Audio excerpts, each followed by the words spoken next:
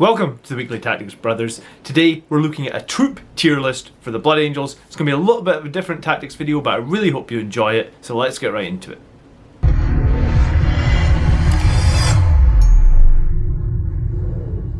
Greetings brothers, thanks for tuning in. Today we're looking at tier lists for the Blood Angels army. I'm with two of our advocates from our Blood Angels community, Mark and Tony. If you'd like to introduce yourself, I'll start with Mark. Hi everybody, I'm Mark. I've been playing Blood Angels since I bought Space Hulk back in the 90s, and that's about that really. Okay, and Tony? Hi, I'm Tony, Sanguinius on the Discord. I've been playing 40k since 2nd edition, Warhammer since around the same sort of time, so I'm very old and I'm, yeah. Aren't we all very old at this point? Oh yeah. Pile of shame as big as I am. Yeah, so we've been thinking for a little while now what we would do is a tier list for basically everything within the army. And we're going to start with troops tonight, but we're going to be looking at other tier lists as we go forward. And Tony was going to give us a quick rundown on just what exactly is a tier list. Okay, so when we look at units, especially when we look at things on the Sunday army list show, we're always comparing them to the very best and that kind of ideal. But not everybody's got every one of those units, and not everybody wants to run every one of those units. So what we're going to be looking at is units in isolation. So how good is the unit overall? Not comparing it to another one and saying, oh, it's lower down than this other one, but is this unit viable? Is it a good pick for you to use in your army? So we're going to be ranking all the way down from S, A, B, C, D. Things that are in the D tier, really fun narrative stuff only. Things that are in the S tier, bit undercosted, they're going to be wicked in your army. Thank you for that. Right, so, and we are going to start with troops, and this is a bit more of an ad hoc stream, so please bear with us if any mistakes are made. But, so let's start, and there are 6 troop choices. They are, and I have got some photos of them here. We have our Assault Intercessors, we have our Heavy Intercessors, we have Incursors, Infiltrators, Intercessors, and finally we have our Tactical Marines. So, yeah, the first one in that list was our Assault Intercessors, and, let me just open it up. Mark, do you want to jump in here on anything Assault Intercessor based? Yeah, sure. So the Assault Intercessors, when you look at them to begin with, they're the cheapest Primaris options that we've got per model. They are incredibly synergistic with the way Blood Angels play. Load of attacks. They benefit greatly from the Assault Doctrine. You can plonk them anywhere, and if the enemy wants to get the objective off them, if they want to charge them, they'll have a fight on their hands in doing so. You can upgrade them with a whole load of weapon options for the Sergeant, and yeah, they're very versatile. Yeah, Tony, you want to say anything about Assault Intercessors? Okay, so we've got some pretty generic Primaris stuff here. So they've got that extra attack, and they've got that extra, well, they used to have the extra wound, but now it's the same for the firstborn as well. Assault Intercessors are a really quite hard-hitting unit. They've got some great strats. The one to fight an extra time can do a lot of damage. They have got those Astartes chainsword, so they're hitting at -1. They're going to do a fair amount of damage to anything that they hit. They've got a few weapon options. The pistol options are, like all pistol options, a bit rubbish, and for some reason we can't put Inferno pistols on them. Maybe their hands are too big for the tiny triggers. Oh no, we can't take Strength 3 hand flamers. Oh. But we can take as many, well, some Strength 3 hand. We can't even take that many Strength 3 hand flamers. So that is a bit of a letdown, but 19 points a model. They are going to do a lot of damage. You can stick some big weapons on the Sergeant if you feel that it's necessary. Yeah, and I've had experience running Assault Intercessors a bunch, and my biggest issue with them is they die in no man's land.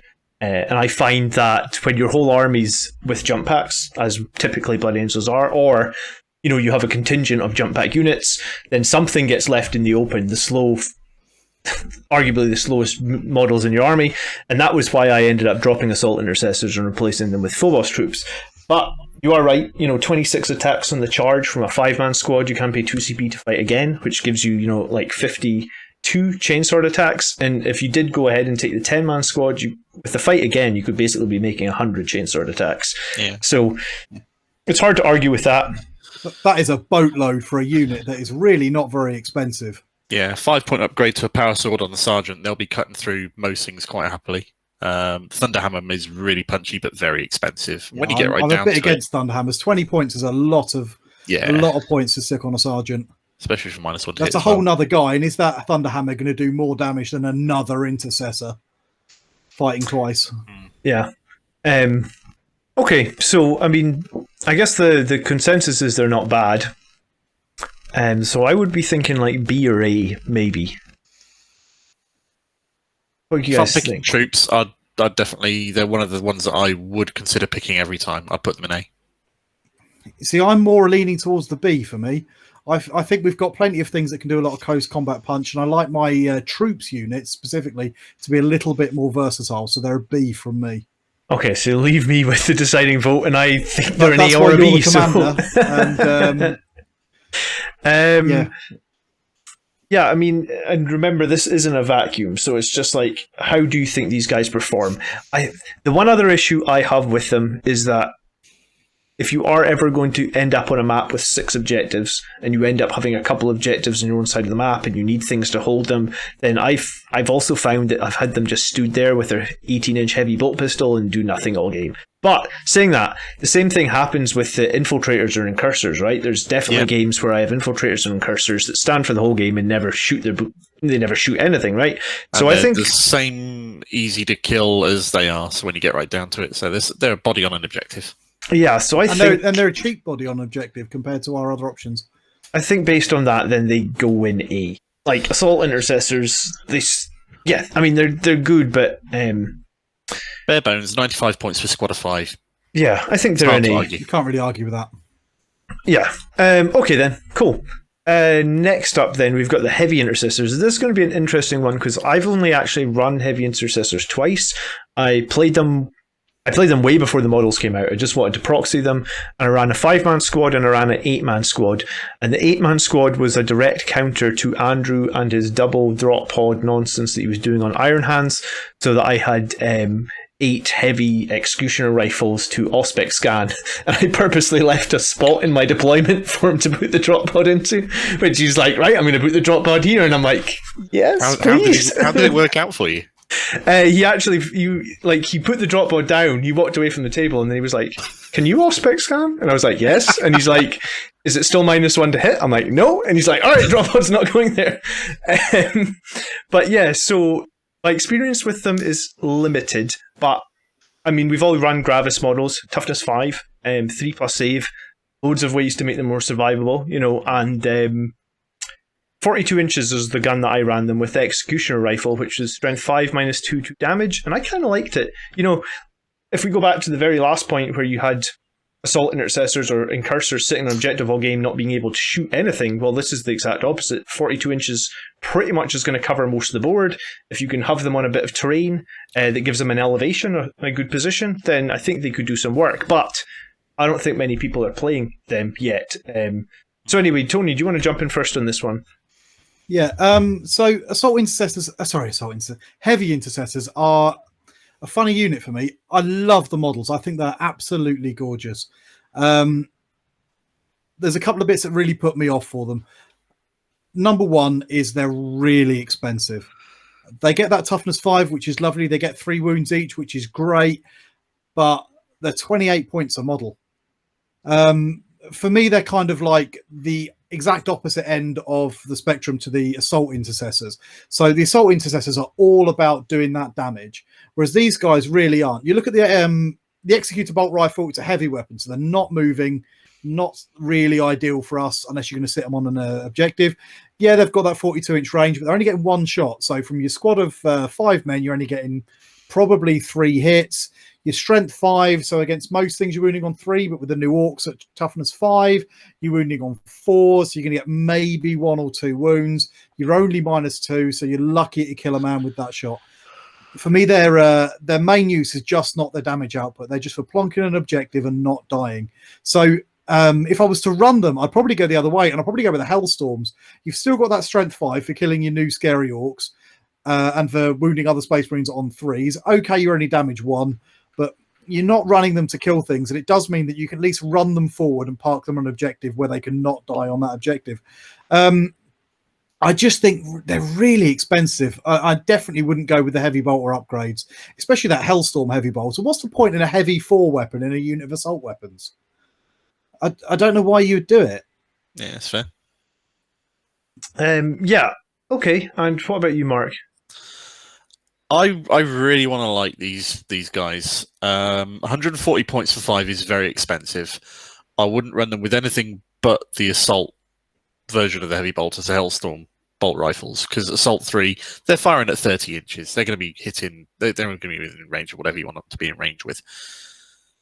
I want to run a list with 3 squads of these guys and just try out how resilient that would be, how annoying it would be to the opponent to try and shift them off the objectives, to try and claim it off them. But I don't really want to spend 120 quid in doing so, which is obviously another big problem. It took ages for them to get released from the Kill Team box set to be a soulless unit in their own right. It's the real thing you got to decide here is 140 points for the resilience worth it, or can you fulfill the job of having a resilient troops unit on an objective being just tough enough to take the fire that it want to take for less points? And I don't know the answer to that. Yeah, I mean, I guess that's why I always fall back on the Infiltrators, because Infiltrators are essentially immune. And these guys wouldn't be immune to Deep Strike, you know? Obviously, the Toughness 5 is going to help there, but like I think the Strike, like I like it so much, and it, you know, even late in the game when the enemy are trying to get units down on the board in turn 3 or something, it always crops up. It's like, oh, I've got Infiltrators under that building, and they're like, oh, you know, like they're not going to get in range. The one thing that I was interested, I was just checking there. These guys do have the Intercessors keyword. I guess if you were going to run those big squads, take the rapid fire stratagem and you fire twice. No, I'm fairly sure you can't. Really? I may be mistaken in that, but I'm fairly sure that. Don't see why you can't. Like one Intercessor. Valid, Yeah. right? I don't see why you could. You can certainly take uncompromising fire as well, but again, it's a lot of points. Sorry, a CP for that. And Yeah, well, the damage fire output and the best will in the world is not going to be stellar for these guys. Not per point. You think 140 points? That's a squad of Sanguinary Guard. Yeah. See, I thought the whole point of the 3 different types of intercessors as troops were the assault ones could have the fight twice strat, the regular intercessors could have the shoot twice strat, and the Gravis intercessors could have the I get +1 to my save when you shoot me with damage 1 weapons. Is that the one? Yeah. Yeah. If you throw in transhuman, you're not shifting them off of. Oh yeah, they can be resilient as all hell, which is great. Okay, so what's the name of the shoot twice strat? Rapid fire, top of page 100. I think it's It just says it needs the intercessor. Select an intercessor squad or veteran intercessor squad. Yeah, they're not referring to keywords here. They're referring to specific units. Okay, I'm with you. Yeah, I guess you're probably right, actually. They don't often do that, do they? No, very rare. Okay, I missed that completely. All right, well, so you don't get the double fire, but still, yeah, I think you're right. On the points cost is restrictive, and I think there's other units that can maybe be unshiftable. And I think that brings me back to the Phobos units, and that if you really need a unit to survive, you know, Phobos units have the smoke screen against unused space of the isolation, John. I know, but it brings me back to they basically have they both have a stratagem for 1 CP that's going to make them more survivable, right? It's kind of what's the purpose of these? What are you going to use them for? And is there not anything we can do for less points that does a better job? Yeah, and the only other thing that I keep saying this, but I need to actually just bite the bullet and run it sometime, is I did think we could put quake bolts on the sergeant here. We probably can. I'm of the personal opinion that I don't want to run quake bolts on anything with less than ballistic skill 2. So that's a valid argument, yeah. Because or at least a shed load of shots. No, because you only get one shot with a quake bolt. Of course you do. Yeah, you only get one shot. So even if it's an assault 3 gun, you still only get to fire once with it. Yeah, that probably is a very important. You could roll your quake. Yeah, you could do, or you could put it on a ballistic skill 2 infiltrator. Well, I've just had an idea. Quake bolt on the captain for 1 hit. Every turn, right? Yeah. Yeah. Never even Oh, thought of that I don't before. know. That I mean, you'd have to give up your Inferno pistol on him. I can't see you doing that. Not put it on one of his bolter guns.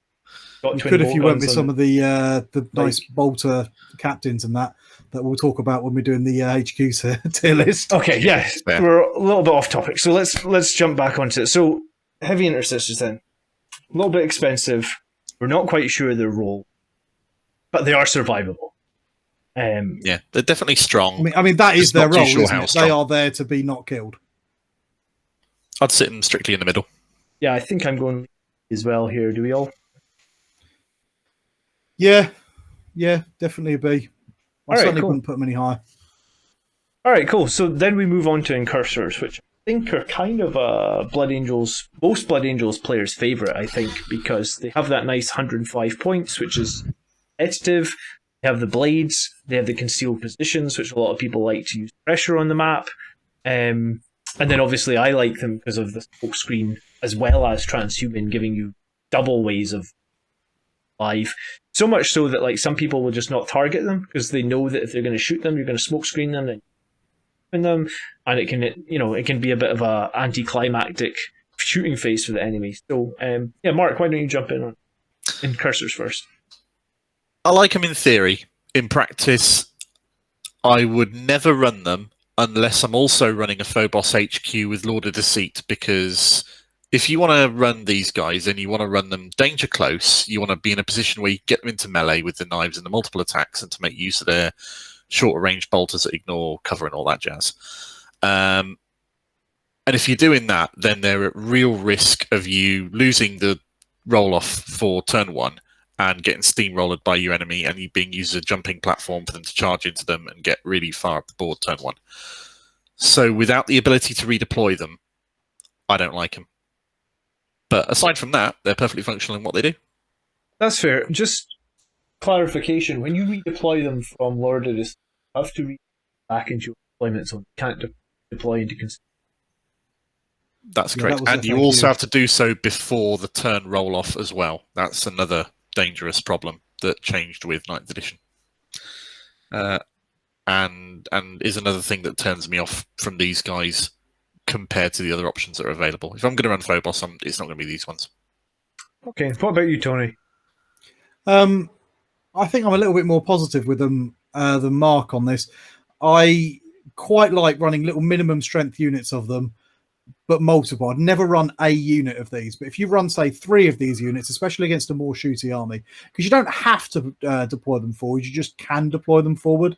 So against a more shooty army, something like Tau or maybe some of the more shooty marine armies, sticking 3 units on 3 objectives right out of the gate is a really kind of aggressive play because they can't ignore them. If they're a more shooty army, they can't really press forward and try and take the fight to them.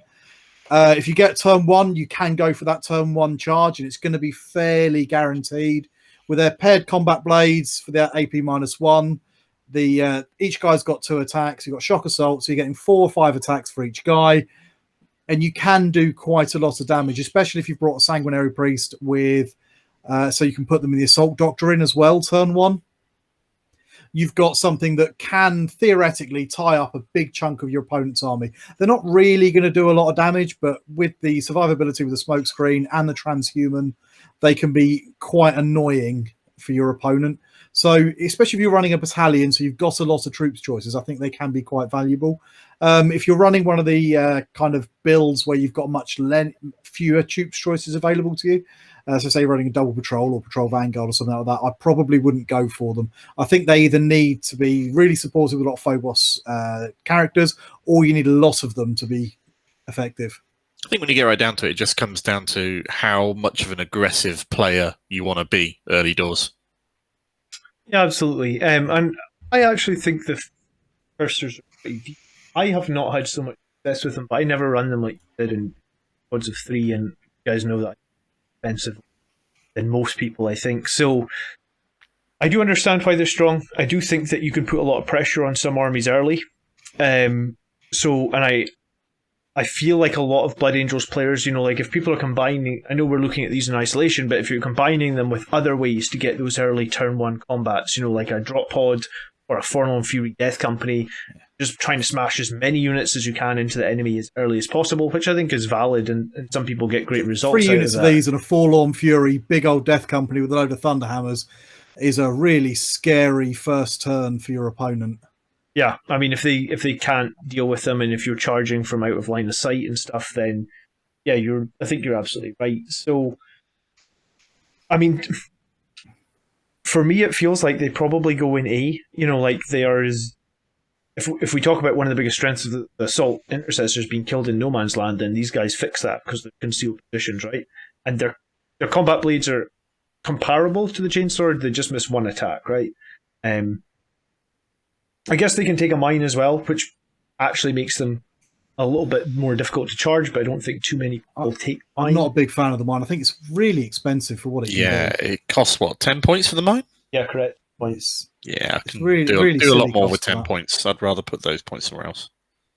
Yeah. And the only other thing I was going to say about Incursors, the enemy is running a Calexis. Still hit your Calexis Assassin plus compared to the normal. Guns have that special rule where basically any and all hit rolls ballistic skill modifiers. So the guns aren't that strong. It doesn't say that anymore. It's been changed. It now says each time an attack is made with a weapon, the target does not receive the benefits of cover against that attack. Oh, really? Or at least that's what the app's telling me at the moment.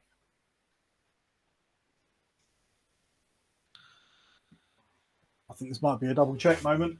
There we go. That's right for the bolt carbine. Down below, though, they have an ability called Multi-Spectrum Array.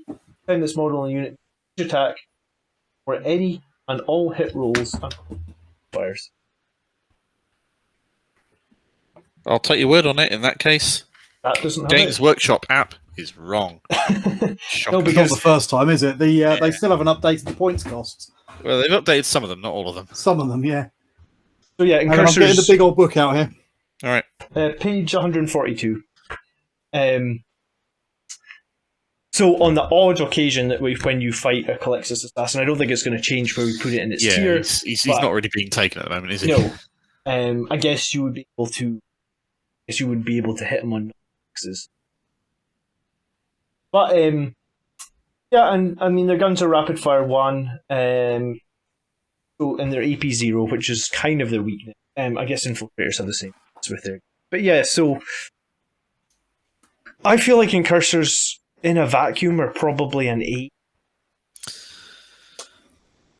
Based on the way I would choose to take them or not, which is very, very rarely, if ever, I'd rank them down in C. They're not dog awful, so I wouldn't put them in D, but I wouldn't choose to take them except under very specific circumstances. See, I'm right at the other end of the scale on that. I think for a lot of builds, they're a real S tier pick. So maybe it's a carryover because I run a lot of them in 8th. In 8th, it was a perfectly valid tactic because you knew whether you were going first or second to just absolutely spam the Phobos, spam the Death Company, and in turn 1, stick everything into them in the first go. We can't do that quite as well anymore because we can't be so sure on the first turn. But I still think it is a very valid tactic to do. Yeah, I think that when we put something into the S tier, I guess we'll try and all agree on this. I think we're going to go with Incursors into. I guess that kind of splits us. If Tony's on S, Mark's on C, I'm on A. I think we'll put them in A. And I think Tony's right. Like a lot of people, not so much now, but I think beginning, like when the army show started, like about a year ago now, every list, every week, it was like 3 troops, 3 Incursors, troops, 3 Incursors.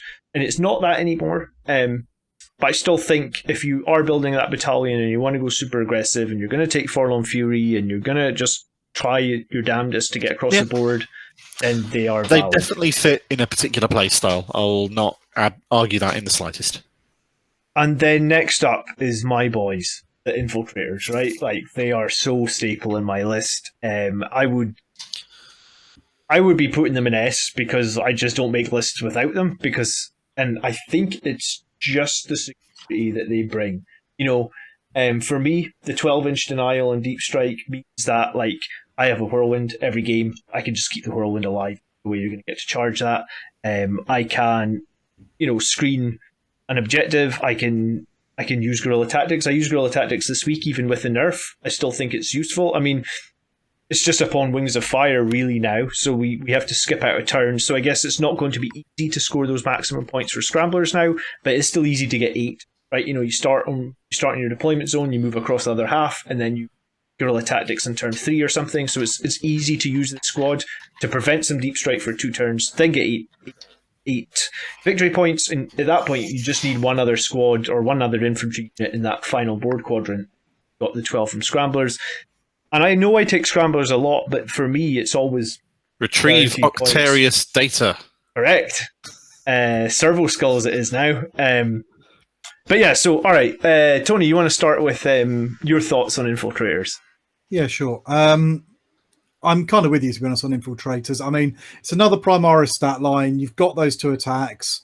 You're going to be able to hit things in close combat. We're Blood Angel. We can kill things in close combat with anything, really. Scouts are pretty good. So there's still a perfectly viable combat unit, but with the addition of that 12-inch denial for reserves and that really elevates them up to that top tier for me. They're not going to do any damage. The Marksman Bolt Carbine is a thing. It's nice that it can automatically wound the target, but it's such a small unit, you're probably not going to get many shots. So you're lucky if you're going to do a wound. They're still going to get their armor save. It's all about that 12-inch denial. The Helix Gauntlet is a nice thing. If I had 10 points spare and I couldn't find anywhere else to put them, maybe I'd consider it. Although I tend to find with Infiltrators, either I'm completely wiped because something's just come in there with huge overkill, or they're going to ignore them because we're not doing any damage to them either. So I'm not really sure that's worth it. The comms array, I can't think of anything that I wouldn't rather have than a comms array. I mean, it's almost completely useless for a unit that's got almost no damage output. The ability to have a reroll ones, if I have brought a character to do that, feels totally useless in nearly every situation. So yeah, I really, really like them. Top tier for me. Staple in every list I write at the moment. Okay. And Mark?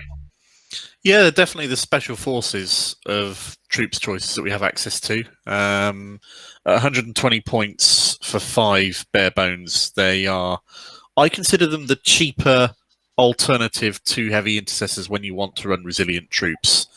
For the same reason that you mentioned, the Omni Scramblers are exactly why you take these. They're the standout feature that make them who and what they are. The guns, yeah, they're a nice touch. They do all right. They're Blood Angels, so they can punch in combat, which is fine. I have a vision of taking 3 units of these, 3 units of 10, and splitting them up and having them all with comms arrays so that they can all re-roll ones to hit and all re-roll ones to wound. And they can be a surprisingly punchy troops choice around the board. But re-rolling ones to hit and ones to wound on bolters ain't going to do very much, really, when you look at it outside of, I don't know, 500 points or 1,000 points or 2,000 points. They're still not going to be custom mustard. But when you get right down to it, these are in every list I make. Okay. I'll either take 2 or 3 squads of these, or I'll one squad to hold the backfield and a couple of squads of assault intercessors to push forward. Yeah, I mean, that is exactly what I was doing. I wasn't sure you guys would be with me on that, because I feel like, I was running 2 squads on for the longest time. Recently, I've been running 1, but I think that the value they bring is just so strong. Yeah, and they work as a 1, I can't generally justify bringing more, because although they are relatively cheap, 120 points is still not that cheap. Yeah. And I don't think that I really need more than 1. I have considered running a big shed load of them, like Mark said, and then just screening out the entire board and saying all of your reserves can't come in ever. And then if I can keep them all off the board until turn 3 and they're automatically destroyed. Not many people really make that much use of the reserves now, do they? Lots of people prefer to start on the board and move up. Yeah. The boards are a bit smaller. I think that's benefited us, actually. Although we lost a lot of our mobility options, now things foot slogging up the board are a perfectly viable choice. They are going to get into combat. Even though we're Blood Angels, we want to always be charging. you're still going to have something to hold your backfield objective. Yeah. It's just that simple. Yeah. Okay. Cool. And guerrilla tactics is still a thing, and I guess they are S tier. I wasn't sure if you guys would agree. All right. Cool. Yeah, that's for me. Yeah, I love it. All right. Cool. And then moving on, then, and I guess we get to a Primaris unit got some actual viable choices. I guess are regular Intercessors.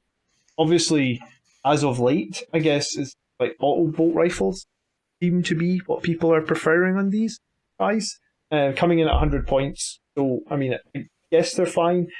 You see a lot of people use these to hold backfield objectives, and personally, I don't like that.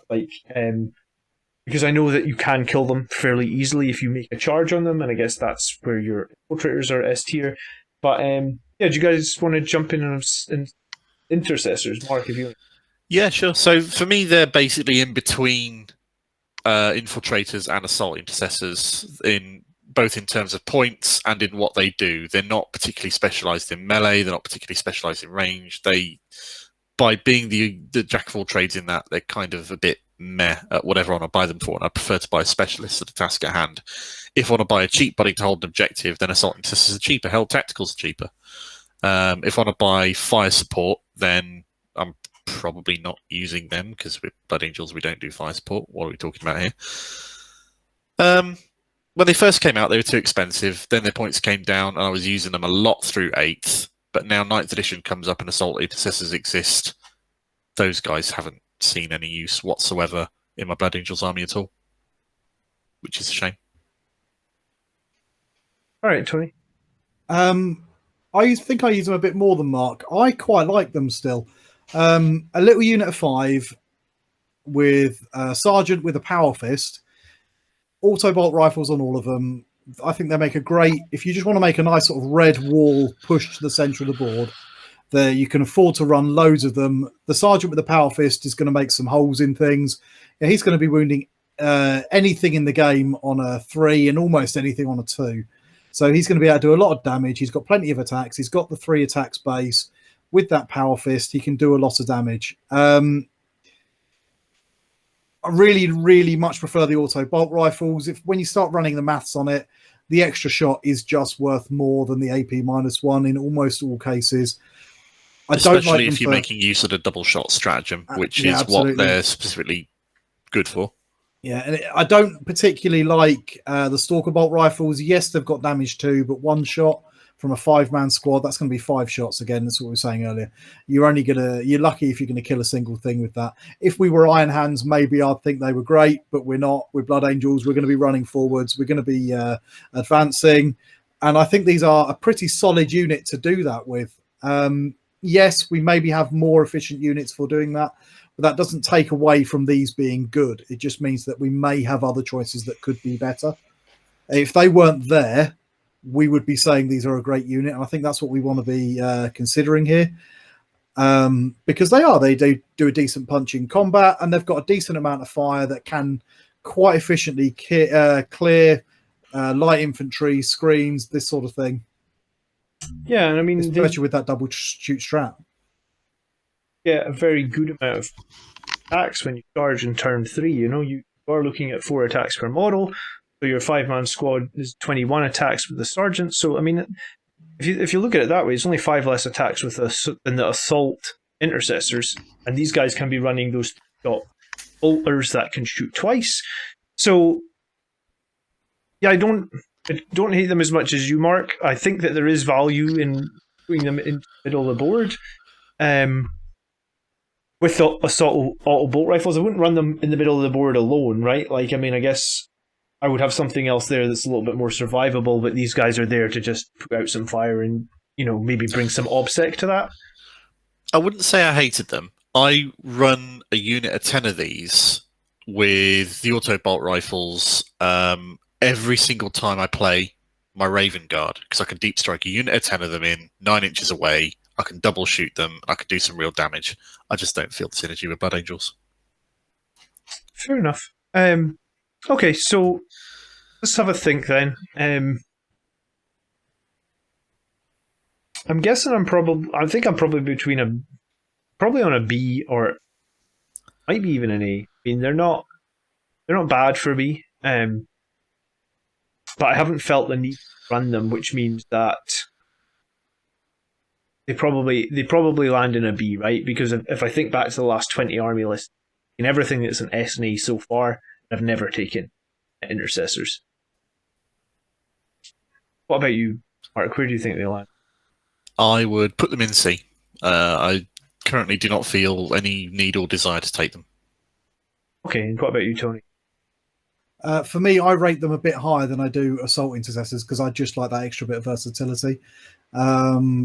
So I'm leaning, I put the Assault Intercessors down a little bit, sort of the bottom end of A, top end of B. So I put these a little bit higher. So for me, they're an A unit. Okay, then we're going to split the difference. An A, a C, and then I will go B. I don't know if I can put things in between, but maybe this is where they should be. You can't, unfortunately. It's one of those, it depends on your list again, doesn't it? It depends on how you like to play. Yeah, you can order them within the tier though. So right. So the can you? I think so. Well, we can argue that the ones closest to the left-hand side are the best ones.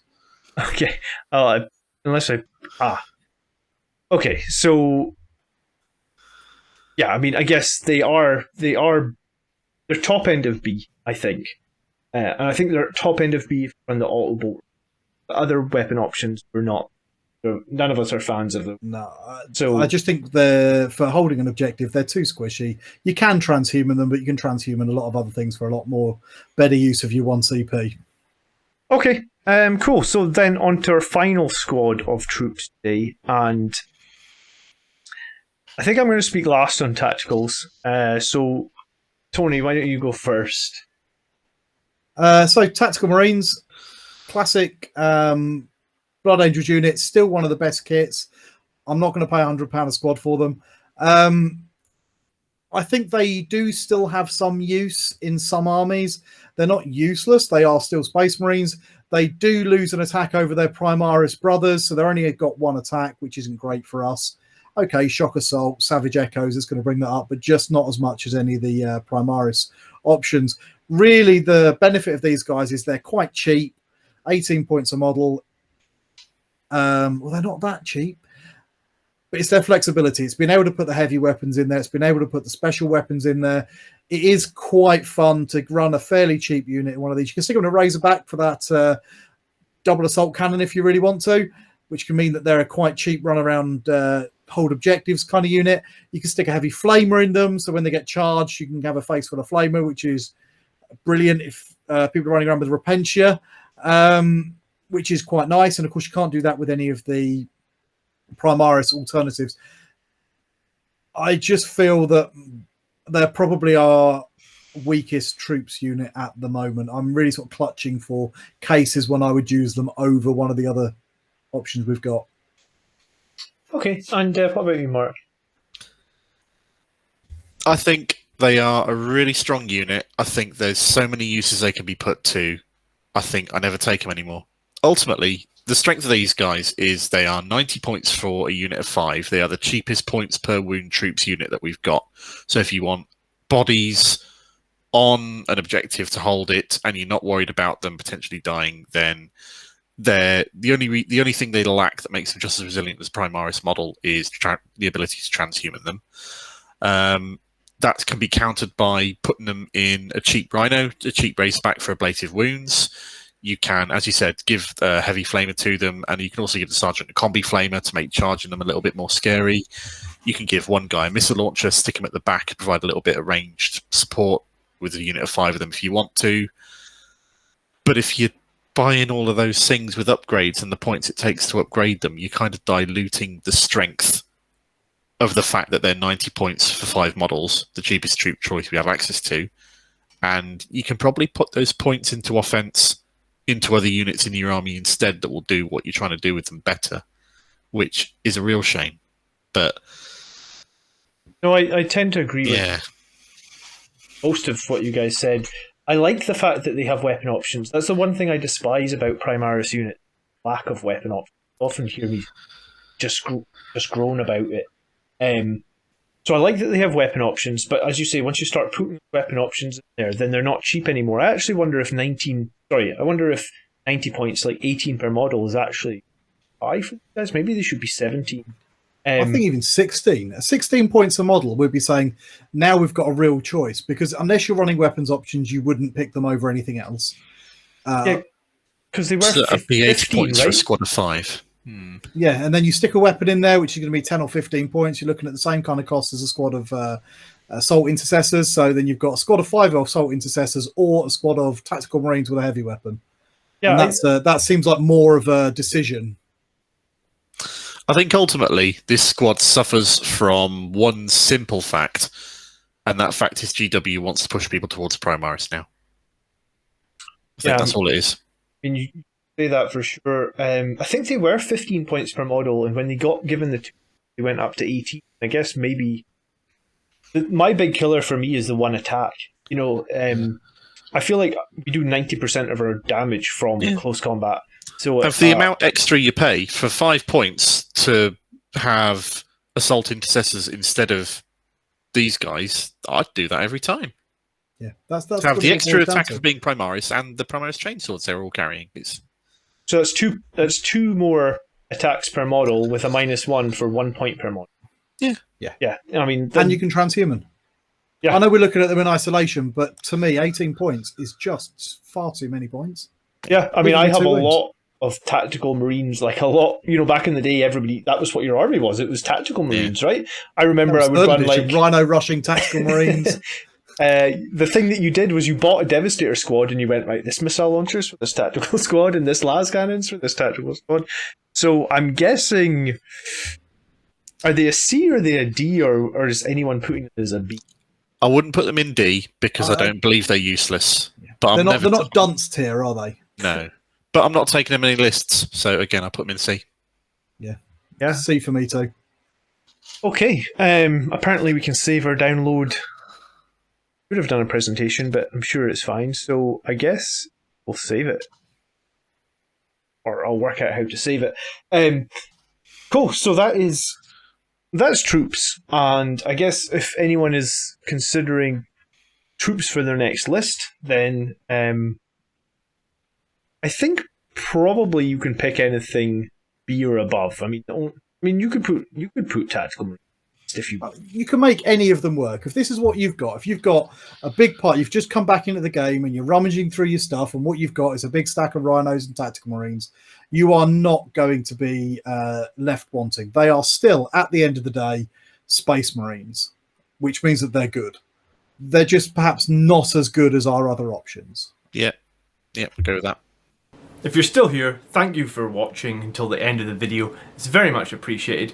Please leave a comment down below on what you think. Are any of the troops or the choices that we made different to what you would pick? And if so, let us know why in the comments. But I think this is a pretty good balanced troop tier list, and hopefully we covered just about everything. So hopefully we'll see you guys in the next video. Thanks again for watching till the end. If you didn't already, please smash that like button.